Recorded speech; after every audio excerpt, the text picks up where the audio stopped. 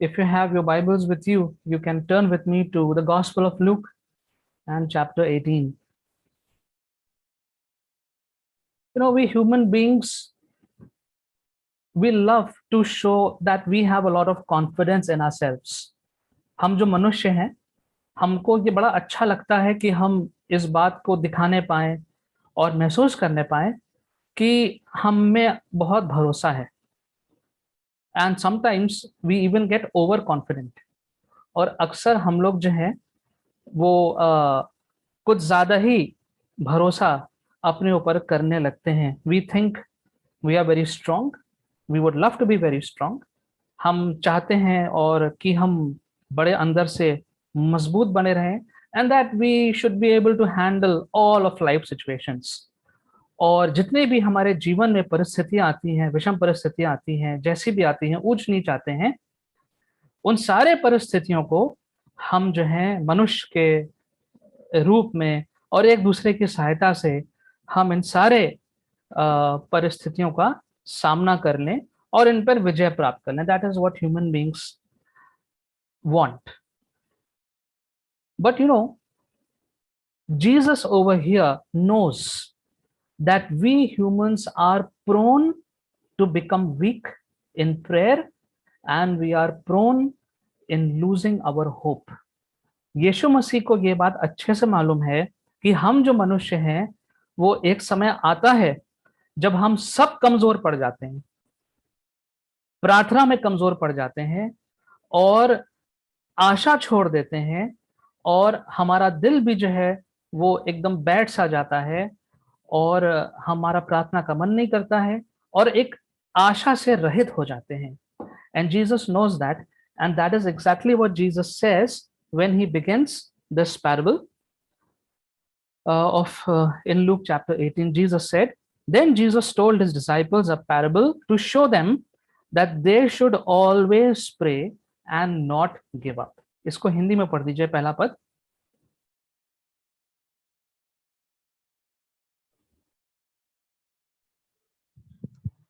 फिर उसने इसके विषय में कि नित्य प्रार्थना करना और हियाव न छोड़ना चाहिए उनसे ये दृष्टांत कहा.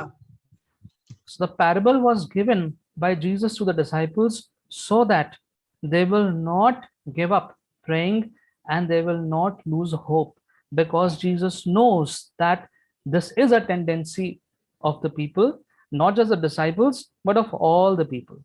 And it is true. It is very true. The truth is that the pandemic and its repercussions have made many people to lose heart and hope.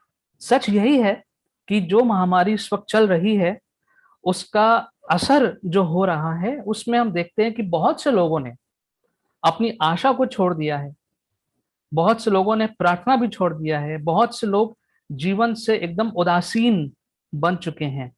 May be you and I have not given up. हो सकता है, मेरा विश्वास है कि आपने और मैंने आशा नहीं छोड़ी है, आपने और मैंने हम लोग अभी भी पूरा विश्वास करते हैं, but many people have given up. बहुत से ऐसे लोग हैं, अगर आप ढूंढेंगे, there are people who have given up, there are people who have lost hope. बहुत से लोग हैं जिन्होंने आशा को छोड़ दिया है. If entire families are wiped out, or like Johann, who is completely orphaned now, or thousands of others who have died one after the other, or people, women who have suddenly become widows, losing heart is a natural response.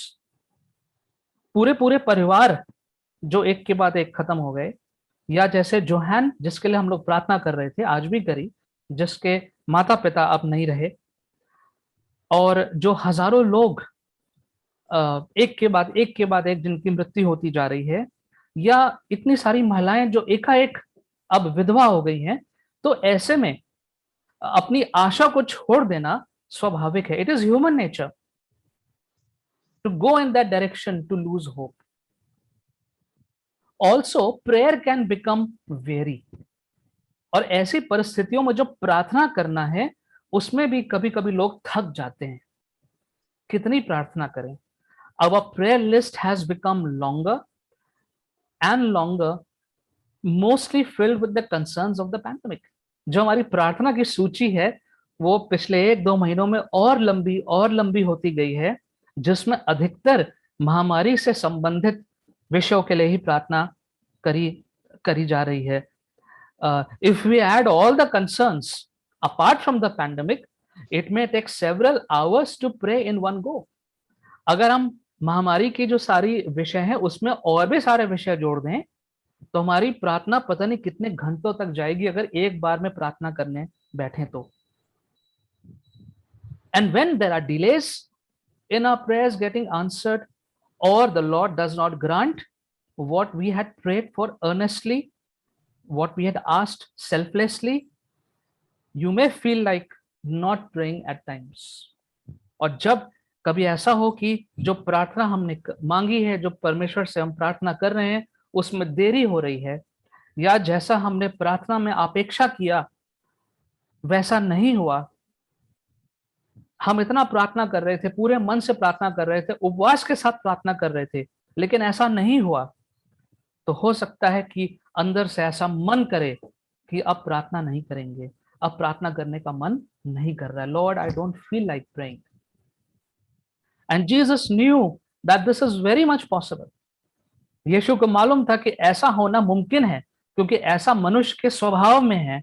And so he gives a teaching over here. He gives a parable. एक दृष्टांत उसने अपने शिष्यों को दिया और हमें दिया, ताकि जो लोग अगर इस प्रकार से प्रार्थना में उदासीन हो रहे हैं, प्रार्थना में थक चुके हैं या आशा को खो चुके हैं, वो फिर से एक शिक्षा को लेकर के अपने आप को दोबारा यीशु मसीह में जागरूक कर सकते हैं.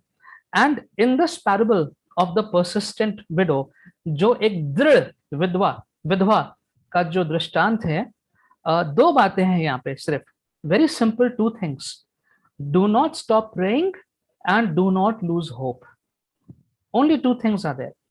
दो ही बातें इस दृष्टांत में यीशु मसीह सिखाना चाह रहे हैं कि प्रार्थना करना बंद ना करें और आशा करना ना छोड़ें.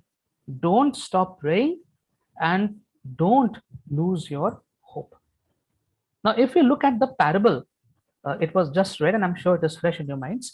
अगर हम इस दृष्टांत को देखें, so in this parable there is a judge, and this is an ungodly judge. If you read through, you will see it's an ungodly judge, and this judge neither fears God, and nor he fears, and nor he has any care for the people. He doesn't care for the people.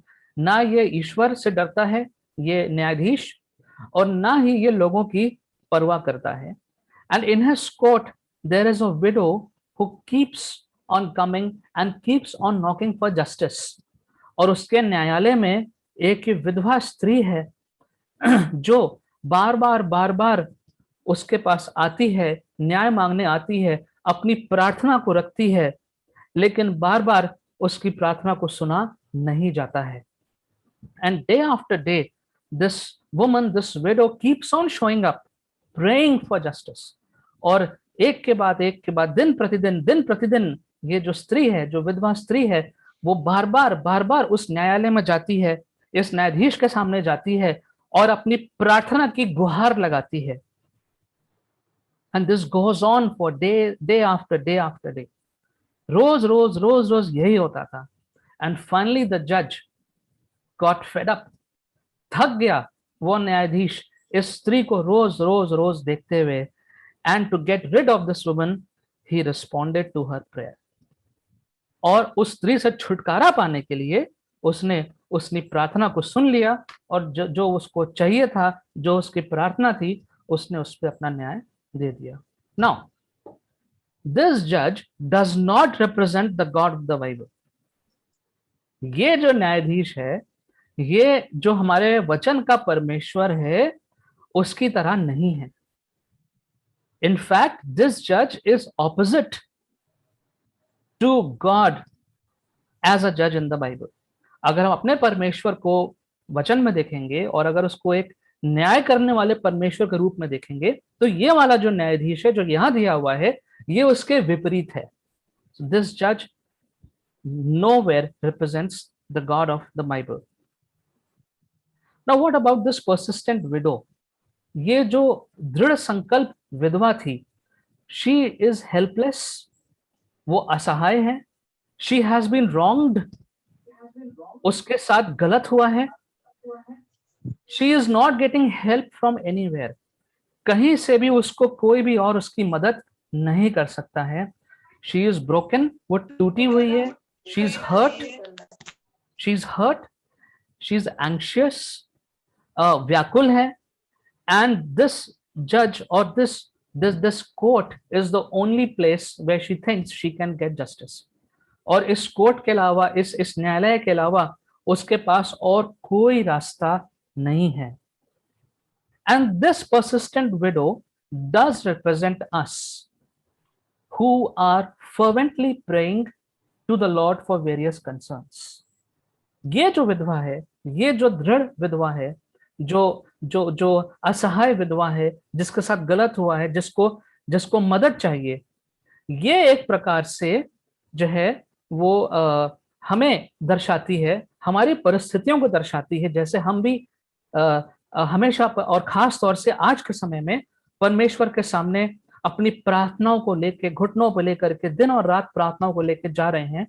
तो ये विधवा जो है वो हमें एक प्रकार से हमें दर्शा रही है.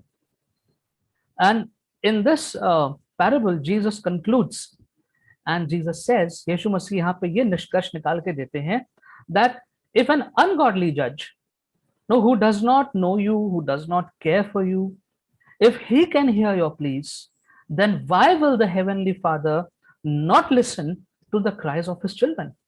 और यीशु मसीह यहाँ पे ये निष्कर्ष निकालते हैं कि ये अधर्मी न्यायाधीश जो ना तुम्हें जानता है, ना तुम्हारी परवाह करता है, अगर वो तुम्हारी प्रार्थनाओं पे ध्यान करके और तुम्हारी प्रार्थना का उत्तर दे सकता है, तो फिर तुम्हारा स्वर्गीय पिता जो तुमसे प्रेम करता है, जो तुम्हें जानता है, वो अपने बच्चों की प्रार्थनाओं को और रोने को क्यों नहीं सुनेगा.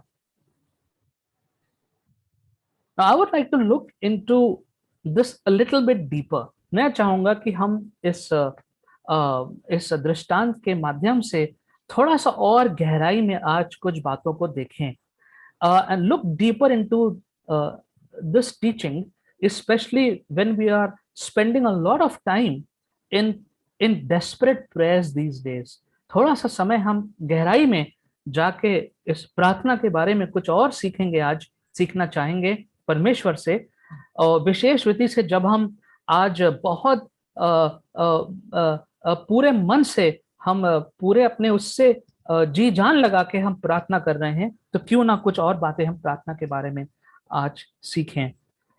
You know, one question that comes, and there's just 3 questions that I have framed, and in answering those 3 questions, I would like to bring forward some teachings. 3 सवाल मैंने यहाँ पे रखे हैं, और इन 3 सवालों के माध्यम से मैं कुछ शिक्षा वचन से आपके सामने लेके आना चाहता हूँ. What does it mean to pray continually? कि एक निरंतर प्रार्थना करने का मतलब क्या होता है? Because Jesus said over here, Jesus said in verse 1 that they should always pray. पहले पद में लिखा हुआ है कि निरंतर प्रार्थना करें. They should always pray, not sometimes, not whenever it is required, but always. So the question is, what does it mean to pray continually? ये निरंतर प्रार्थना करने का मतलब क्या है?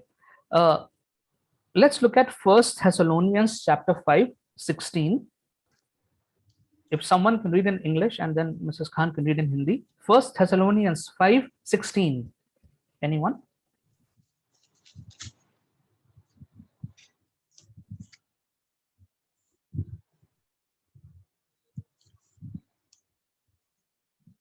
Be joyful always, pray continuously, give thanks in all circumstances, for this is God's will for you in Jesus Christ. निरंतर प्रार्थना में लगे रहो, हर बात में धन्यवाद करो, क्योंकि तुम्हारे लिए मसीह यीशु में परमेश्वर की यही इच्छा है. Pray continually. This is what Paul says. निरंतर प्रार्थना करते रहो, क्योंकि यही परमेश्वर की इच्छा है. God wants that his people should pray without ceasing. There's another version that says pray without ceasing. बिना रुके निरंतर प्रार्थना करते रहो. What about Ephesians chapter 6 verse 18? Someone please. Ephesians 6:18.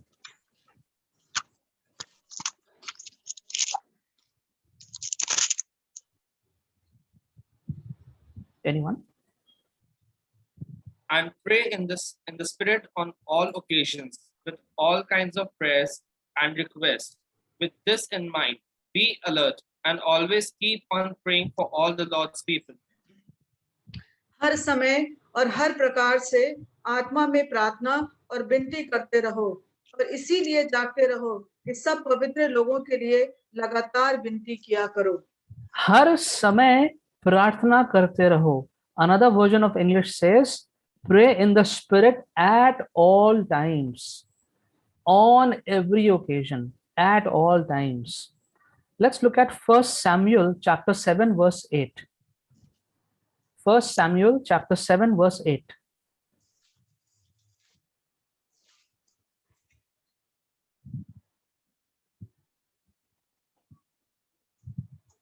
They said to Samuel, "Do not stop crying out to the Lord our God for us, that he may rescue us from the hand of Philistines." Yes. और इस्राएलियों ने शमूएल से कहा, हमारे लिए हमारे परमेश्वर यहोवा की दुहाई देना न छोड़, जिससे वो हमको फलिश्तियों के हाथ से बचाए.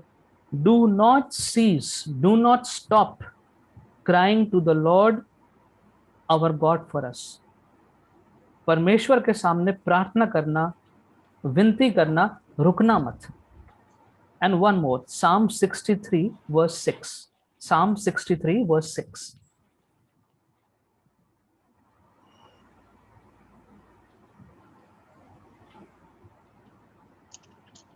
On my bed, I remember you.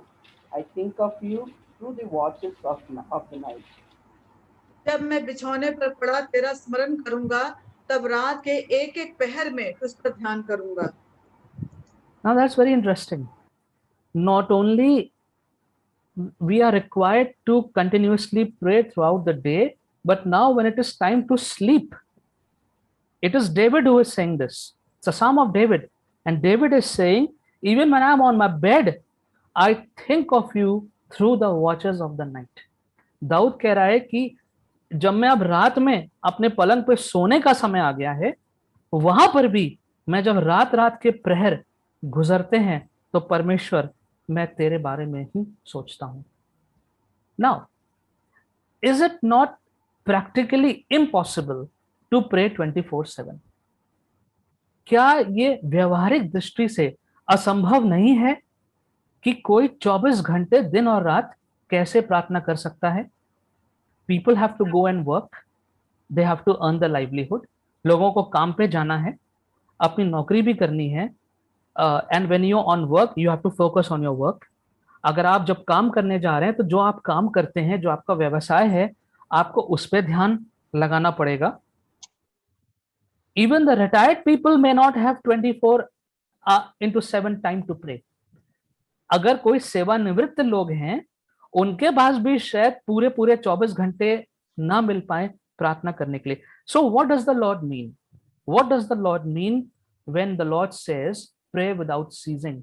तो अगर वास्तविकता ये है कि ये नामुमकिन है एक प्रकार से कि आप निरंतर प्रार्थना करते रहें, जैसा कि हम लोग सोचते हैं, तो फिर इसका अर्थ क्या है, इसका तात्पर्य क्या है? It means to be mindful of the Lord at all times.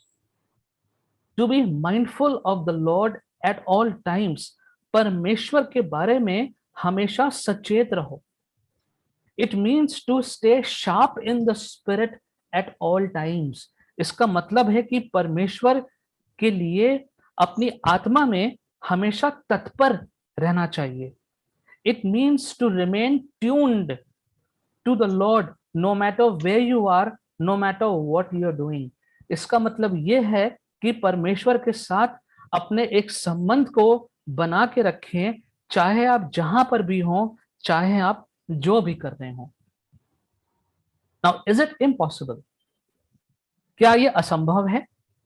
I'll give you some examples to see and check ourselves whether it is possible or it is impossible. मैं कुछ उदाहरण दूंगा आपको और तब हम लोग खुद ये तय कर सकते हैं कि ये संभव है कि असंभव है. A couple who is in love, they can think of each other 24/7. एक जोड़ा है जो एक दूसरे से प्रेम करता है, वो एक दूसरे के बारे में 24 घंटे सोच सकता है. A devoted teacher may always be thinking of the students, may always be thinking of how to improve the teaching. The students may always be on the mind of the teacher.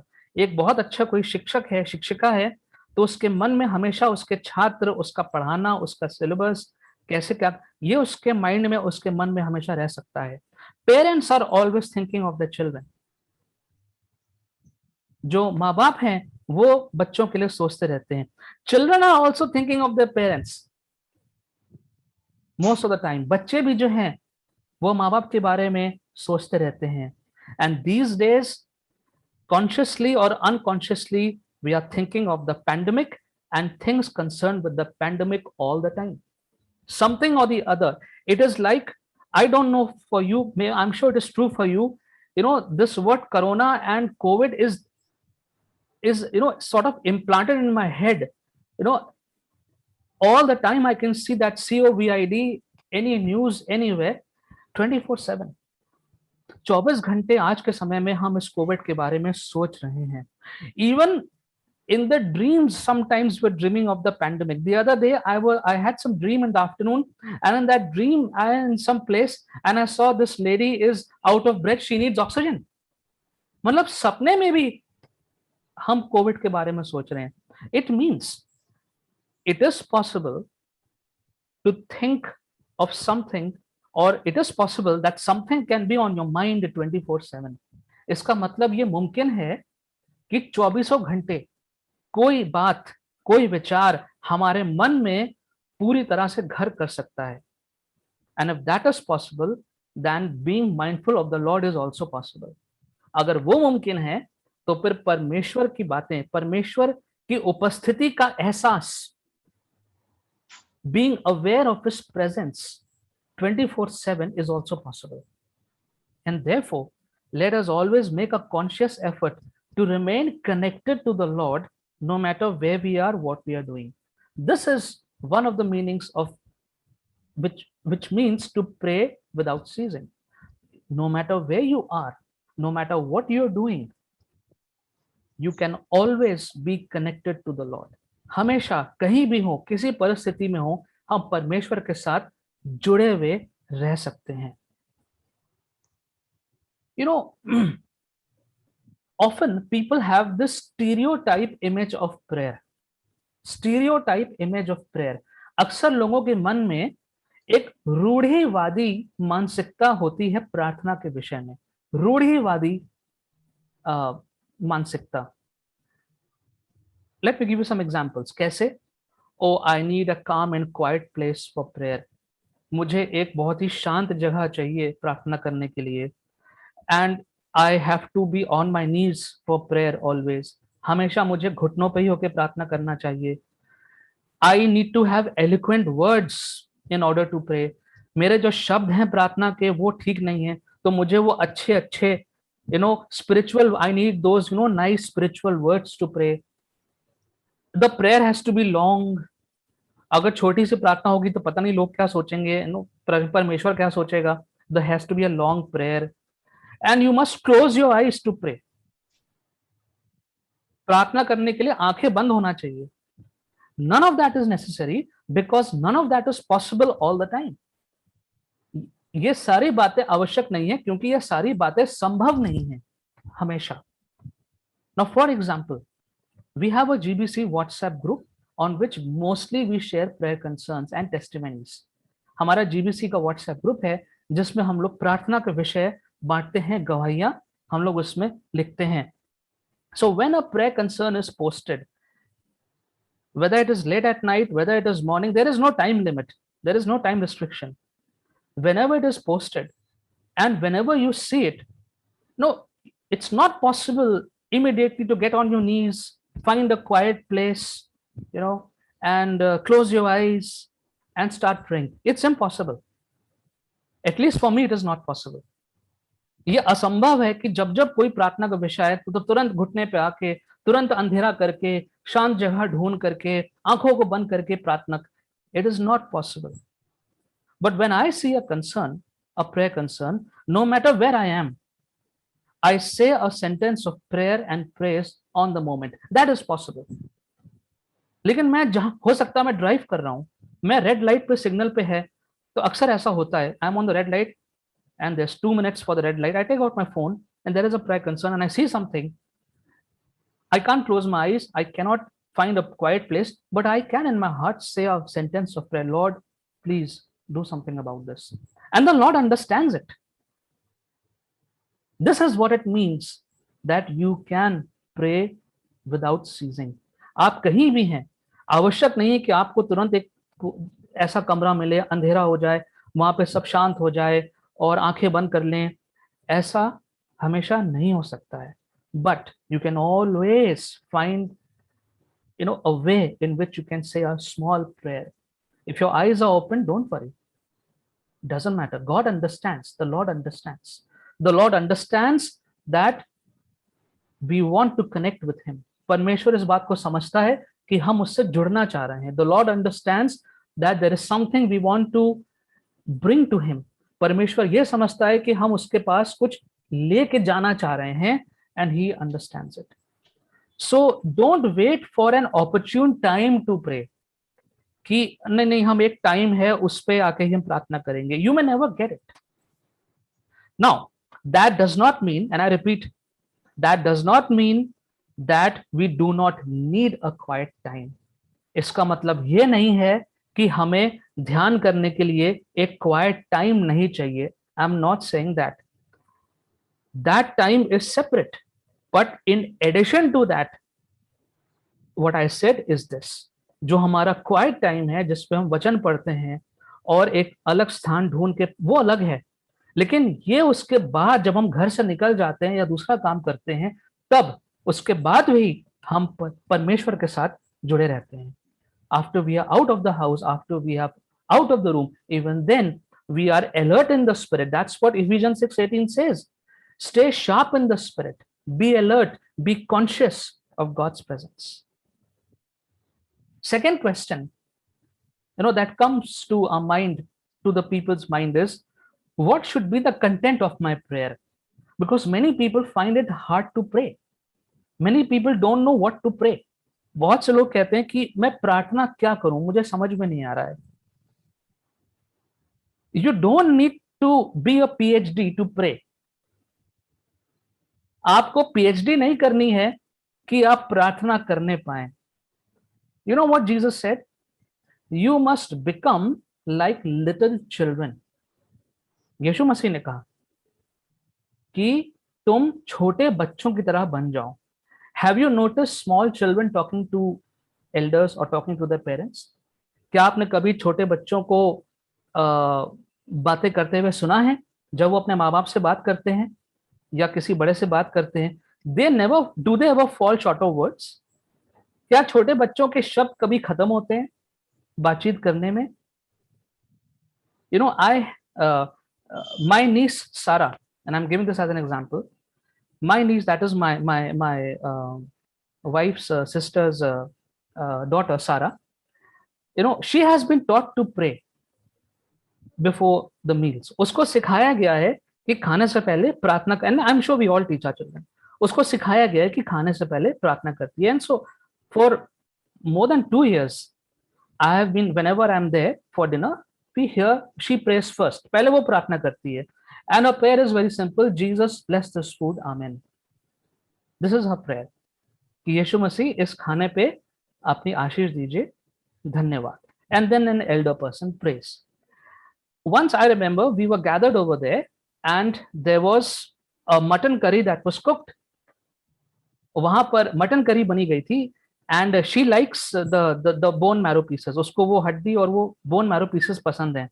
And so for her, in a separate plate it was kept and the main dish was kept on the table. तो उसके लिए अलग से उसकी plate में रख दिया गया था और फिर उसके बाद जो बाकी था वो मेज पर रखा था, and we said Sara you pray first, और उससे हमने कहा सारा प्रार्थना करो, and this is what she prayed, thank you Jesus for the हड्डी, आमेन।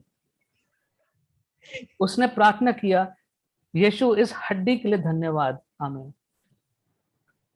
That is what Jesus is expecting you and me to do, to pray for whatever is before us.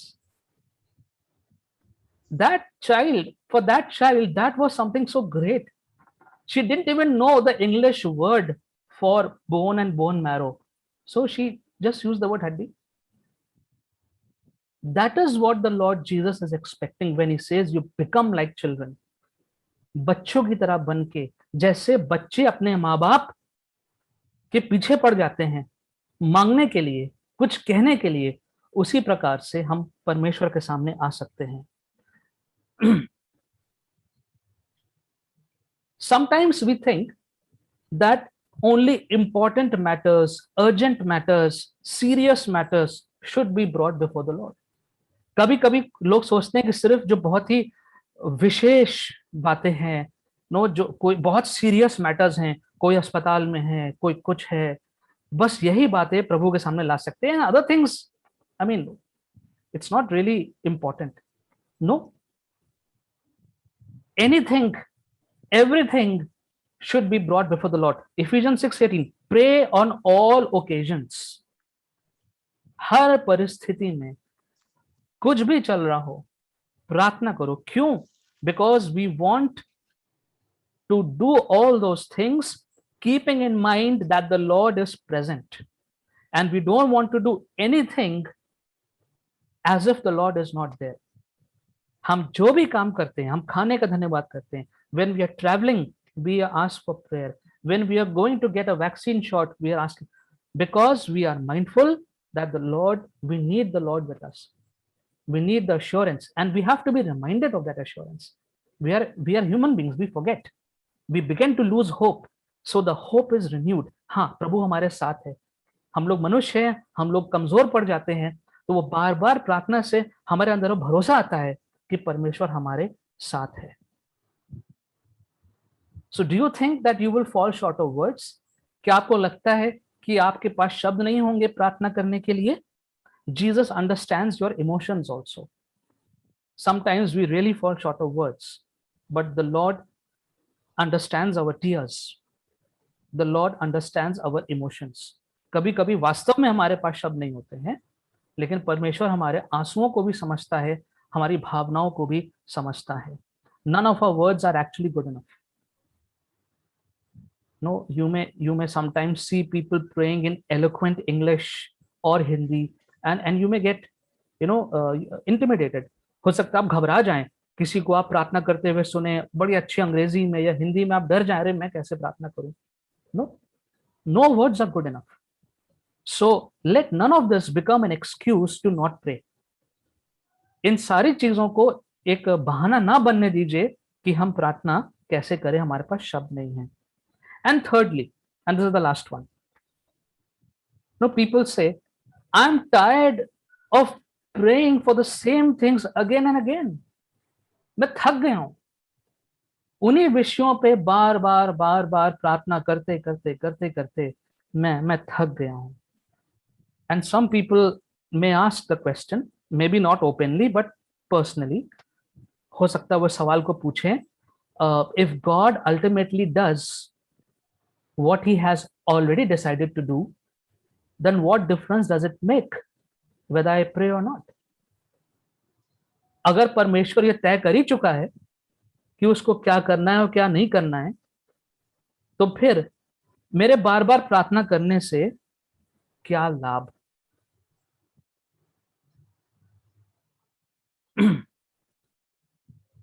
That's a very deep question, and actually it needs a separate sermon for that, but I will not go into that. ये बहुत ही गहरा सवाल है, but I mean that question will take you towards the fact is everything determined. वो सवाल जो है आपको उस तरफ ले जाएगा कि क्या पहले से हर चीज तय हो चुकी है? अगर पहले से हर चीज तय हो चुकी है तो फिर प्रार्थना करने से क्या फायदा? But that needs a separate sermon, so I will not touch that today. उसको आज मैं उस बात को नहीं छूऊंगा। But it looks like sometimes to us that God is reluctant in answering my prayer. कभी कभी ऐसा प्रतीत होता है कि परमेश्वर मेरी प्रार्थना को उत्तर नहीं देना चाह रहा है. He is delaying my prayer, whereas he is answering the prayers of others. वो मेरी प्रार्थनाओं को उत्तर करने में देरी कर रहा है, लेकिन दूसरे की प्रार्थनाओं का वो उत्तर बहुत जल्दी दे रहा है. And all these things may create so many doubts and confusing thoughts. ऐसे विचार आते हैं और हमारे अंदर संदेह पैदा करते हैं, हमें भ्रमित करते हैं. Let me take one example from parents and children. एक उदाहरण लेना चाहूंगा माँ बाप और बच्चों के. एक उदाहरण लेना चाहूंगा. Children keep on, small children especially, keep on asking their parents for so many things. छोटे बच्चे जो है वो माँ बाप से कितनी कितनी चीजें रोज मांगते हैं. Without ceasing, they ask, they can cry, they can throw tantrums, and they keep asking. In spite of saying no, they keep asking. हमारे बच्चे जो हैं वो हमसे बार बार कितनी चीजें रिपीट करते रहते हैं, मांगते रहते हैं. Now tell me as parents, have you always granted everything your child asked for? क्या आपने हमेशा अपने बच्चों को हर चीज दे दी जो उन्होंने मांगी जब भी मांगी? Your answer will be no. आपका जवाब होगा नहीं. Why? Because as parents, you know the big picture. You know the big picture and you know what is in the best interest of the child now and in the time to come. क्योंकि एक बड़ी तस्वीर आपको समझ में आती है और आपको मालूम है कि उस बच्चे के लिए सबसे अच्छा क्या होगा, अभी उसके लिए अच्छा क्या होगा और आने वाले समय में उसके लिए क्या अच्छा होगा. And therefore, good parents will not grant everything to the child whenever the child asks. इसलिए जो अच्छे माँ बाप हैं वो हर वक्त हर ख्वाहिश बच्चे की हर इच्छा को पूरा नहीं करेंगे. My niece asks for so many things, and one thing that in every child I know is this problem is there in every house with cell phones. छोटे बच्चों को सेल फोन्स आप देखिए हर जगह हाथ में दिए जाते हैं. Very few parents I have seen who make an effort not to give cell phones to the children because they are harmful for the children. And we make it a point not to give a cell phone, discourage my niece Sarah for the cell phone. But she keeps on asking. She keeps on finding ways because she doesn't understand that the cell phone is harmful for her. वो फिर भी बार बार कभी ना कभी पूछती है, कोशिश करती है कि उसको फोन मिल जाए, कि वो उस पर अपना कोई कार्टून देख ले, वो अपना कुछ कर ले. लेकिन मुझे मालूम है, हमें मालूम है कि उसके रेडिएशन उसके लिए हार्मफुल हैं और उसको यूज करना उसके भविष्य के लिए हार्मफुल है. But she doesn't know, but we know. We also know that bad company will harm the child. Sometimes we don't allow the child to go and play in certain circumstances. कई बार हम बच्चों को रोकते हैं कि नहीं बेटा वहां नहीं जाना है, वो अच्छी जगह नहीं है. The child wants to go. The child is crying, नहीं मुझे जाना है, I want to go. My friends are over there, my this, my that, but we say no. And I think, that most of us have, rather all of us have grown up with good values taught by our parents or elders. हमें से सब लोग अच्छे मूल्य हमें माँ बाप ने हमें सिखाए और उन मूल्यों से हम लोग बड़े हुए हैं. We have also seen children who have been spoiled by their parents by giving them everything and they have ruined the lives of their children. ऐसे माँ बाप भी देखें जिन्होंने अपने बच्चों को सब कुछ दे दिया जब मांगा और क्या हुआ, अंत में उनके बच्चों का जीवन तबाह हो गया. What does Jesus say in Matthew 7:11? Anyone can read that, please. Matthew 7:11.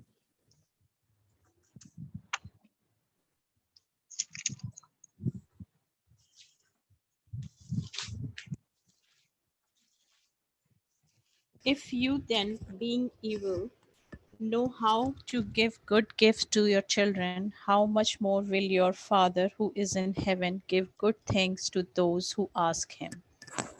अतः जब तुम बुरे होकर अपने बच्चे को अच्छी वस्तुएं देना जानते हो, तो तुम्हारा स्वर्गीय पिता अपने मांगने वालों को अच्छी वस्तुएं क्यों न देगा।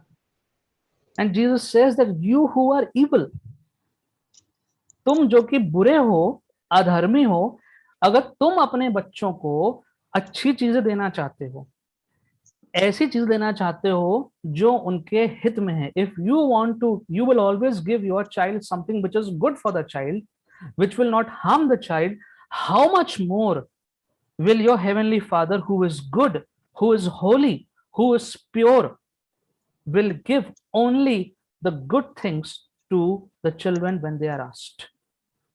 And again, that is very deep. कि तुम जो कि बुरे होके, जो कि मनुष्य होके, जो कि पापी स्वभाव वाले होकर के अपने बच्चों को सिर्फ अच्छी चीजें दोगे, ऐसी चीज कभी नहीं दोगे जिससे उनका नुकसान हो, जो उनके हित में ना हो। तो मैं जो कि स्वर्गीय पिता हूं, मैं जो भला हूं, मैं जो पवित्र हूं, तो मैं भी उनको तुमसे बहुत ज्यादा अच्छी चीजें दूंगा, भली चीजें दूंगा, और जिससे उनका नुकसान होगा ऐसी चीज कभी नहीं दूंगा। The Heavenly Father will not grant those prayers which He knows will be harmful for us in the time to come. We must believe that the Lord knows what is best for our circumstances. हमें इस बात में भरोसा करना है कि परमेश्वर जानता है कि हमारी परिस्थिति में हमारे लिए सबसे बेहतरीन कौन सी बात है। The Lord also knows when what should be granted. परमेश्वर ये भी जानता है कि कब, किस समय पर क्या देना चाहिए। But more than merely granting things, material things, God wants us to grow spiritually, and that needs to be underlined. कि हमें ये सारी भौतिक चीजें, वस्तुएं देने से ज्यादा परमेश्वर चाहता है कि हम आत्मिक दृष्टि से, आत्मिक जीवन में आगे बढ़ें। And this is where many people fail. They succeed so much materially, but spiritually they are zeros. And that breaks the heart of God.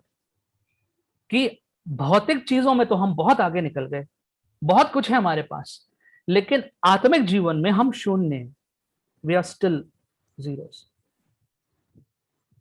How many people can remain calm in the midst of storms of life? जब जीवन में तूफान आते हैं, तब कितने लोग जो हैं वो शांत रह सकते हैं? How many people can age gracefully? जो लोग बुजुर्ग हो रहे हैं वो अनुग्रह के साथ कैसे बुजुर्गी के आलम में जा सकते हैं? How many people can grieve in a godly manner? यदि कोई दुख हुआ है, कोई मृत्यु हुई है, तो कैसे एक परमेश्वर के तरह, परमेश्वर के बताए रास्ते में हम उसका दुख मना सकते हैं? How many people can remain graceful in spite of physical pain and mental agony? कितने लोग ऐसे हैं जो भले ही उनके शरीर में तकलीफ है, भले ही उनके दिलो दिमाग में बहुत परेशानी है, लेकिन एक अनुग्रह से भरे हुए हैं। This is the sign of spiritual maturity which God wants us to learn as we pray and as we wait. ये सारी बातें परमेश्वर चाहता है कि हम सीखें जब हम उसका इंतजार करते हैं। And as Pastor Raja last time preached, when we are waiting, तो इस इंतजार की घड़ी में परमेश्वर चाहता है कि हम ये सारी बातें सीखें। So the Lord is teaching, and the Lord wants us to remain connected with Him through all of these circumstances. कि इन सारी परिस्थितियों से जब हम गुजरते हैं तो प्रभु के साथ हम जुड़े हुए रहें।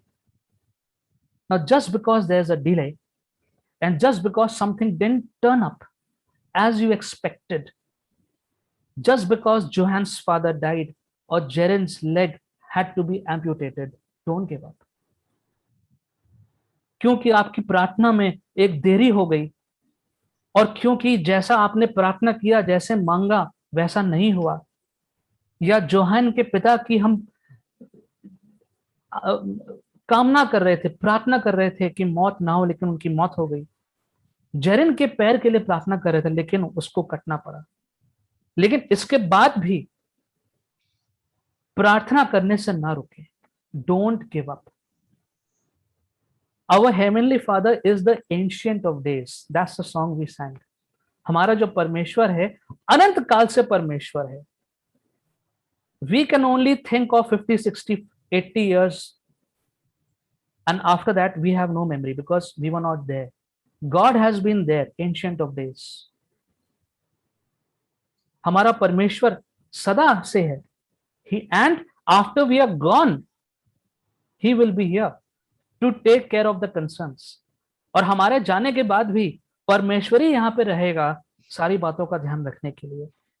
And that is enough reason for us to put all our trust and our faith in him no matter what.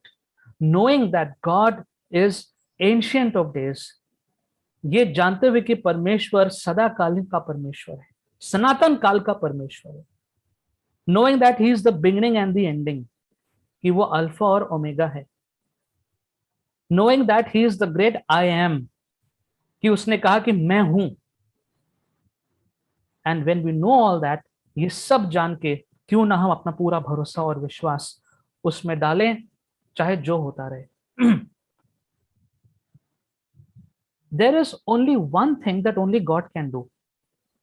एक बात है जो केवल परमेश्वर कर सकता है। He picks up a tragedy of your life. He picks up a sickness in your life. He picks up a disappointment of your life, and he transforms you into a person of his likeness in those circumstances. क्या करता है परमेश्वर? और वो सिर्फ वही कर सकता है। आपके जीवन की कोई दुर्घटना, दुखद घटना को वो उठाता है। आपके जीवन की कोई बीमारी, उसको वो उठाता है। आपके जीवन का कोई बहुत दुखद निराशा को वो उठाता है और वो उसको बदल देता है अपने स्वरूप में। So you will become the Jesus of your situations. आप अपनी अपनी परिस्थितियों में परमेश्वर की तरह बन जाएंगे। No power in this world can do that. इस संसार की कोई भी ताकत ये नहीं कर सकती। Can we afford to miss this blessing by not praying, by giving up on prayer? क्या हम इस आशीष को, इस इतनी बड़ी बात से वंचित रह सकते हैं प्रार्थना ना करके या आशा को खो करके? So let me bring this message to a conclusion. मैं समाप्ति की ओर इस संदेश को लेकर जाना चाहूंगा। Don't hesitate to pray in any circumstances, whatever way it is possible. प्रार्थना करने से, परमेश्वर के साथ बातचीत करने से कभी मत हिचकिचाइए। चाहे जो जगह हो, जो परिस्थिति हो, remain connected to the Lord. Do not get weary of praying. थकिए मत प्रार्थना करने से। Don't give up. The Lord is working on your situation 24/7. परमेश्वर आपकी परिस्थितियों में 24 घंटे परमेश्वर कार्य कर रहा है। Do not think that prayer is an exercise for only the sincere Christians. That is a very big danger. Please don't think that prayer is an exercise meant only for the sincere Christians. ये कभी मत सोचिए, ये गलत है कि प्रार्थना करना जो है, जो बहुत ज्यादा विश्वासी हैं, सिर्फ उन्हीं के लिए है। And so, church has a prayer group and there are, 7, 8 people who are praying all the time. So they are more sincere. So, it is only their duty to pray. It's not like that. It is wrong. Prayer is not an exercise meant only for the sincere. Sometimes people think, oh, I have given my prayer points in the prayer group. Now I can relax. हो सकता है कुछ लोग सोचते होंगे, anywhere I have, कि मैंने अपने प्रार्थना के विषय पादरी साहब को बता दिए, व्हाट्सएप पर लिख दिए, अब मेरा काम खत्म. No. Jesus has commanded each believer to pray for each other. It is not an option. Prayer is not an option. It is a command. ये हमें आदेश दिया हुआ है, यह आज्ञा दी हुई है कि एक दूसरे के लिए प्रार्थना करते रहो. Let's look at verse 8 finally to conclude. I tell you, he will see that they get justice and quickly. However, when the Son of Man comes, will he find faith on earth? When the Son of, हाँ पढ़ दीजिए. मैं तुमसे कहता हूँ वो तुरंत उनका न्याय चुकाएगा. तो अभी मनुष्य का पुत्र जब आएगा तो क्या वो पृथ्वी पर विश्वास पाएगा? No, we go to God with all our concerns, and we need to go to God with all our concerns. We need to stay connected with the Lord 24/7. हमें आवश्यकता है कि हम परमेश्वर के पास अपने सारी प्रार्थनाओं निवेदनों को लेके जाएं. आवश्यक है कि हम हमेशा परमेश्वर के सामने सारी बातों को लेके जाएं, छोटी से छोटी बात, बड़े से बड़ी बात. And we understand that some prayers are answered immediately, some prayers take time, but through the entire process the Lord is working on our spiritual lives. हम ये भी समझ रहे हैं कि कुछ प्रार्थनाओं का उत्तर तुरंत मिल जाता है, कुछ के समय लगता है, लेकिन उस पूरे दौरान परमेश्वर हमको आत्मिक रूप से सिखा रहा है. But now the Lord is asking a question that will the Son of Man find faith when he comes back? जब सब कुछ हो गया, प्रार्थनाओं का उत्तर मिल गया, सब हो गया, उसके बाद जब प्रभु आके देख रहा है तो विश्वासी लोग कहाँ हैं? विश्वास कहाँ है? And therefore that is a question that Jesus leaves his disciples in this parable, and I will also leave that question with you for you to answer. ये सवाल यीशु मसीह ने शिष्यों के सामने रख के छोड़ दिया, और यही सवाल मैं भी आपके सामने रख के छोड़ दूंगा. That will the Lord Jesus find faith when he comes looking for us? He comes looking for us daily. वो रोज निरंतर हमें ढूंढता हुआ आता है, तो उसको कितना विश्वास मिलेगा? Like this widow, like this persistent widow, ये जो दृढ़ संकल्प वाली विधवा थी, helpless, alone, broken hearted, जो अकेली थी, उसके पास कोई आशा नहीं थी, असहाय थी. She kept on knocking, kept on knocking, kept on knocking. She did not give up. उसी प्रकार से हमें भी हमारे परमेश्वर से निरंतर प्रार्थना करते रहना है, आशा नहीं खोनी है. Why will the Lord not answer his children? हमारा परमेश्वर अपने बच्चों के प्रार्थनाओं का उत्तर क्यों नहीं देगा? Let's pray. Heavenly Father, we thank you that your word comes to us in such a simple yet powerful way. परमेश्वर, आपका वचन एक साधारण तरीके से लेकिन शक्तिशाली तरीके से हमारे सामने आता है. Lord, this morning we confess the fact that so many times we get tired in prayer. प्रभु जी, कई बार हम लोग थक जाते हैं. Sometimes even doubts can come. प्रभु, कभी कभी हम लोग के मन में शंका भी आ जाती है. But Lord, this morning we want to commit ourselves to you, and we ask you that you will fill us with such an assurance that you are listening to every word of ours. परमेश्वर, आप हमें इस भरोसे से भर देंगे कि हमारा एक एक शब्द आप सुन रहे हैं, and you are working on it. और परमेश्वर, आप उस पर कार्य कर रहे हैं. Lord, help us to give us the grace to understand that everything may not work as per our expectations. परमेश्वर, हमें इस अनुग्रह से भी भरिए कि हर एक बात जैसा हम मांगते हैं वैसा ना होने पाए, but in every situation you are with us and you will see us through. परमेश्वर, लेकिन हर एक परिस्थिति में आप हमारे साथ हैं और आप हमारे साथ साथ रहेंगे। Lord, this morning we thank you for all the prayers that you have been answering for each one of us. परमेश्वर, एक बार फिर से धन्यवाद करते हैं वो सारी प्रार्थनाएं जिनका आपने उत्तर दिया है। For some it was soon, for some it was later. कुछ लोगों के लिए जल्दी उत्तर मिला, कुछ लोगों के लिए देर में मिला, and for some we are still waiting and we will wait.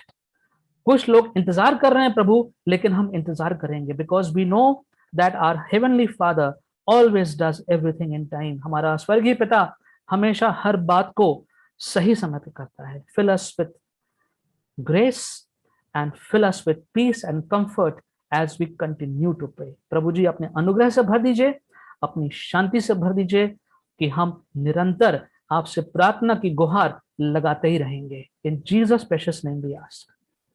Amen. आमीन।